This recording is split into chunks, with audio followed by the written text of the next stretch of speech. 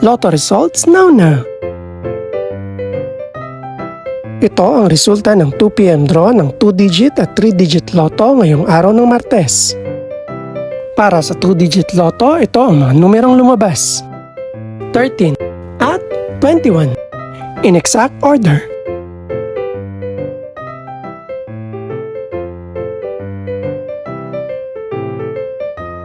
Para naman sa 3-digit lotto, ito ang mga numerong lumabas: 4, 6 at 2 in exact order.